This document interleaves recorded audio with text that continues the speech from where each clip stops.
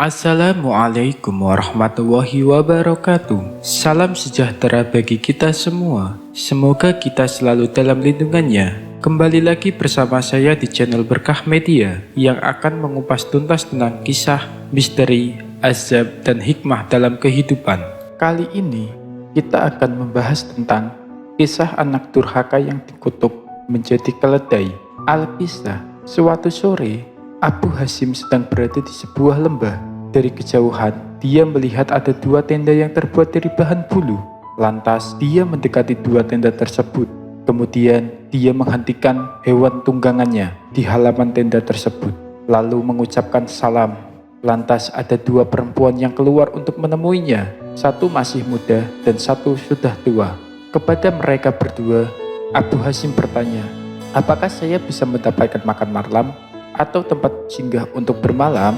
Salah satu dari perempuan tersebut menjawab, "Tidak, demi Allah, kami tidak punya apa-apa untuk makan malam. Di lembah ini, kami tidak memiliki harta apa-apa, tidak pula kambing, unta, dan tidak pula keledai." Abu Hasyim lalu kembali bertanya, "Lantas, dengan apa kalian berdua bisa hidup?" Kedua perempuan itu pun menjawab, "Dengan Allah, orang-orang saleh dan jalan."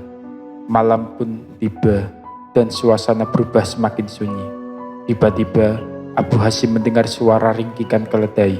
Dia terus mendengar suara ringkikan keledai tersebut sepanjang malam hingga subuh tiba. Dia pun tidak bisa tidur sepanjang malam. Lalu dia pergi keluar mencari arah sumber suara ringkikan keledai tersebut. Ternyata suara ringkikan keledai tersebut berasal dari sebuah kuburan. Di kuburan itu, dia melihat seekor keledai terkubur tanah hingga bagian atas kedua matanya. Sementara telinga dan bagian atas punggungnya masih terlihat dan tidak tertutupi oleh tanah. Melihat hal tersebut, Abu Hasyim pun merinding dan ketakutan.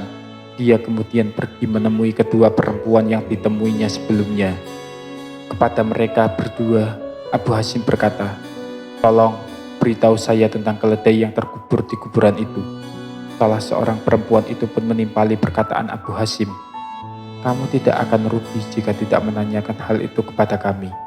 Seraya memohon sebab penasaran, Abu Hasyim berkata kepada mereka, "Saya mohon kalian berdua bersedia bercerita kepadaku tentang keledai itu."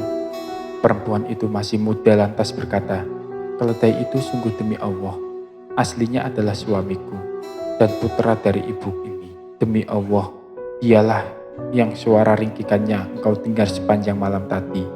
Selama ini, saya tidak pernah melihat seseorang yang lebih durhaka kepada ibunya, kecuali suamiku itu.